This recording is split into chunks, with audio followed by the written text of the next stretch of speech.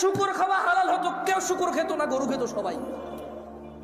যদি মদ খাওয়া হালাল হতো, এই মুসলমানরা মদের প্রতি এত আকৃষ্ট থাকতো না, সবাই পানের প্রতি থাকতো আকৃষ্ট।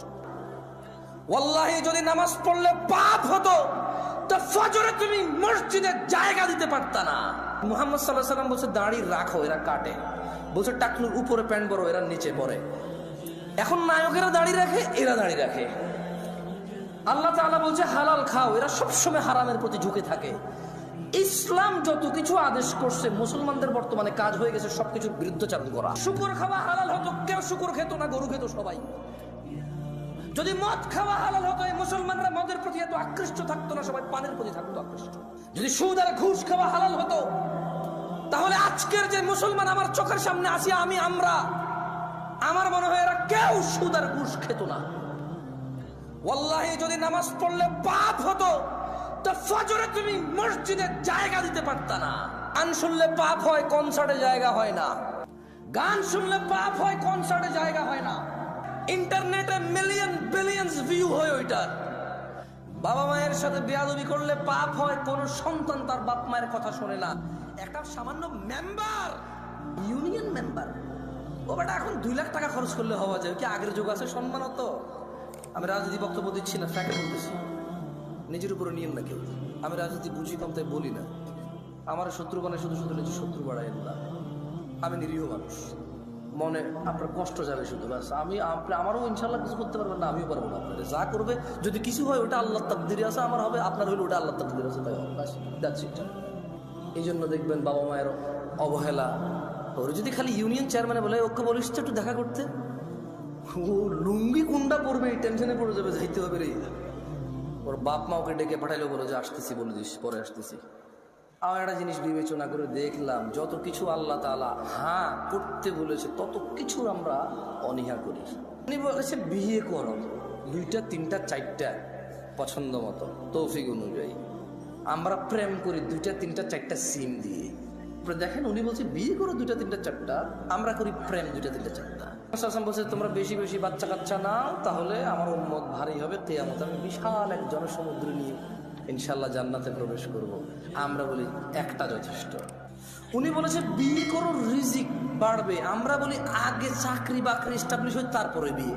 এভরিথিং উল্টা। উনি বলেছে মেয়েরা মোহর পাবে, আমরা নেই যৌতুক। তুমি দেখছো, একটু চিন্তা করে দেখো না। উনি বলছে দাড়ি রাখো, আমরা কাটি। উনি বলছে নখ কাটো, আমরা নখ এত লম্বা রাখি।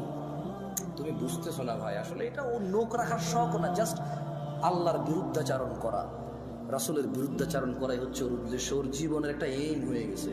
এই যে এখানে দাড়ি কাটা মানুষগুলো বসে আছে, ওর যদি বলা হয় এই দাড়ি যদি তুই না কাটিস ভাই, তোর কি লস? একটা লস দেখাইতে পারবে না। কয়টা লস দেখাইতে পারবে না? একটা সিঙ্গেল লস দেখাইতে পারবে না। ওর যদি সাইন্টিফিকলি ডাক্তার, আমি তো ডাক্তার না, তবে এখন সাইন্টিফিকলি ডাক্তাররা যে দাড়ি কাটার কতগুলা ক্ষতি, আমি একটা আর্টিকেল পড়তেছিলাম, 17টা ক্ষতি আছে দাড়ি কাটা। এর মধ্যে হরমোন কমে যায়। কি কমে যায়? মানে বাচ্চা কাচ্চা হওয়ার চান্সেস কমে যাবে। কারণ দাড়ি থেকে নাকি, দাড়ি যেটা থেকে ওঠে, মানে দাড়ির যে গোড়াটা দেখছেন সাদা সাদা থাকে না, ওটা নাকি মানুষের হরমোন গ্রোথ ভালো রাখে, মানুষের স্কিন ডিজিজে অনেক হেল্প করে দাড়ি। সুবহানাল্লাহ। আমরা তো এত কিছু মনে করে রাখি না, সুন্নাহ হিসেবে রাখি। আলহামদুলিল্লাহ দিন আসার এখন দাড়ি রাখে কেন? হরমোন গ্রোথ ভালো রাখার জন্য, স্কিন প্রোটেক্ট করার জন্য। আমরা রাখি জান্নাতে যাওয়ার জন্য। তো আমরা একটা জিনিস চিন্তা করলাম যে মসজিদে মানুষ নাই, কনসার্টে কেন মানুষ? কারণ মসজিদে আসতে বলা হয়েছে এই জন্য আসে না, কনসার্টে যেতে নিষেধ করছে এই জন্য যায়। শীতকালে সব মানুষ জ্যাকেট, কুর্তা, পাঞ্জাবি, জুব্বা, তারপর হচ্ছে চাদর, তোয়ালা, কানটুপি, নাকটুপি, মাস্ক, হাত মোজা, পা মোজা সব কিছু দেয়। কাউ কাছে অত্যাচার মনে হয় না এটা। যখনই পর্দা করার জন্য শুধু বোরখা পড়তে বলা হয়, সবার কাছে অত্যাচার মনে হয়। শীতকালে মহিলারা সৌন্দর্য দেখাবে না কেন? তখন কি ওদের স্বামীর সাথে থাকা লাগে না? তখন কি ওদের বয়ফ্রেন্ডরা ছুটি নিয়ে নেয়? তখন কি ওদের বিবাহের জন্য আসা বন্ধ হয়ে যাবে? তো তাহলে শীতকালে কেন গা ঢাকে? কারণ ঠান্ডা লাগে তাই ঢাকে। গরমকালে কেন ঢাকে না? ঠান্ডা লাগে না তাই ঢাকে না। আল্লাহ বলেছে ঢাকতে, তাই ঢাকে না। মুসলিম সমাজের বাবা মায়ের, ছেলে সন্তানের, আমার আপনার সবার একটা এইম হয়ে গেছে, যেটা আল্লাহর নবী বলছে ওটার উল্টাটা কর। আল্লাহ আমাদেরকে বোঝার তৌফিক দান করুন। এখান থেকে বলেছিলাম যে পৃথিবীতে জমিনে আল্লাহর পরিবার রয়েছে, তারা কত সৌভাগ্যবান যারা আল্লাহর পরিবার, না?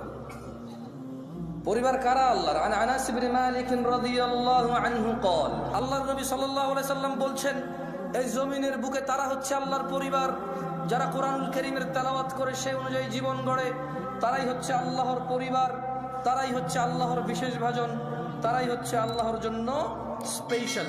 আপনার মেয়ে আছে, ছেলে আছে, এরকম আপনার ছেলে মেয়েরও ছেলে মেয়ে থাকবে, তার ছেলে মেয়ের তার ছেলে মেয়ে থাকবে, আপনার ঘর আছে তার ঘর লাগবে, আপনার জমি আছে তার জমি লাগবে। আল্লাহ তাআলা বলেছে, ইয়া আইয়ুহাল্লাযীনা আমানু, হে তোমরা যারা ঈমান এনেছো, লা তুলহিকুম আমওয়ালুকুম ওয়ালা আওলাদুকুম আন যিকরিল্লাহ, তোমরা তোমাদের ধন সম্পদ ছেলে সন্তানের মোহে পড়ে আল্লাহর জিকিরকে ভুলে যেও না।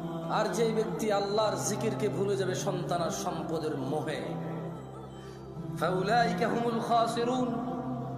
যদি আজকের দিনে পৃথিবীর 1000 কোটি মানুষ আছে, আজকের দিনে গণনায় কম বেশি হতে পারে, যারা পরিসংখ্যান করে এটা তাদের কথা।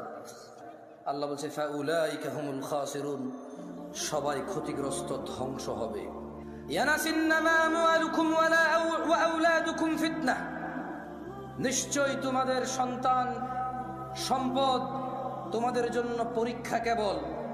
ওয়াল্লাহু ইনদাহু আজরুন আযীম, আর আল্লাহর কাছে যা রয়েছে তা হচ্ছে উত্তম ও মহাপুরস্কার। সেটা এমন কিছু না যেটা তোমার একজনের লাগবে, খুব একটা ইউনিক চিন্তা, তোমার চাহিদা খুব ইউনিক, এটা এরকম কিছু না। বাড়ি গাড়ি ধন সম্পদ, আমি মোটেও বলছি না বাড়ি গাড়ি ধন সম্পদ খারাপ, আমি বলছি শুধু এগুলোর পিছনে পড়ে থেকে আল্লাহকে ভুলে যাওয়া খারাপ। আমি বলছি না, আল্লাহ বলছে, আল্লাহু ইয়াবসুতুর রিজক লিমান ইয়াশা ওয়া ইয়াকদির, আল্লাহু ইয়াবসুতুর রিজক লিমান ইয়াশা ওয়া ইয়াকদির ওয়া ফারিহু বিল হায়াতিদ দুনিয়া ওয়া মাল হায়াতুদ দুনিয়া ফিল আখিরাতি ইল্লা মাতা। আল্লাহ রিজিক সম্প্রসারিত করেন, যার জন্য ইচ্ছা তা বাড়িয়ে দেন, যার জন্য ইচ্ছা তা কমিয়ে দেন। তারা যারা পার্থিব জীবনকে আনন্দে, তারা যারা দুনিয়ার জীবনের আনন্দে মেতে থেকে আখিরাতকে তুচ্ছ তাচ্ছিল্য করে, আখিরাতের তুলনায় তারা অতি নগণ্য বস্তুকে তারা পছন্দ করে বসে আছে। আল্লাহ বলছে, তোমরা কি মনে করেছিলে যে আমরা তোমাদের মানুষ আর জিনকে অনর্থক সৃষ্টি করেছি আর তোমাদেরকে আমাদের কাছে ফিরিয়ে আনা হবে না? ইয়া নাস ইত্তাকু রাব্বাকুম, ও মহিলা ও পুরুষরা, ভয় করো তোমাদের প্রতিপালককে। ও ধনী ও দরিদ্ররা, ভয় করো তোমাদের প্রতিপালককে। মানুষের হিসেব নিকেশের সময় চলে আসছে। ওয়াহুম ফি গাফলাতিন মুরিদুন, অথচ তারা উদাসীনতায়, অথচ তারা খেয়ালিপনায়, অথচ তারা হেলায় ফেলায় মেতে আছে, মগ্ন হয়ে আছে। অতএব দুনিয়ার জীবন যেন তোমাদের কিছুতেই প্রতারণা না করতে পারে। হে মানুষ, আল্লাহর ওয়াদা সত্য, অতএব যেন দুনিয়ার জীবন তোমাদের প্রতারিত না করতে পারে। ইন্নাশ শাইতানা লাকুম আদু, নিশ্চয় শয়তান তোমাদের শত্রু। ফাত্তাখিযুহু আদু, শয়তানকে তোমরা শত্রু হিসেবে নাও। ইন্নামা ইয়াদউ হিজবাহু লিয়াকুনু মিন আসহাবিস সাঈর, শয়তান তার দলকে কেবল এজন্যই ডাকে যাতে সবগুলো মানুষ তার দলে অন্তর্ভুক্ত হয়ে দলে দলে জ্বলন্ত আগুনের অধিবাসী হয়। নিশ্চয় শয়তান তোমাদের শত্রু। ফাত্তাখিযুহু আদু, শয়তানকে তোমরা শত্রু হিসেবে নাও।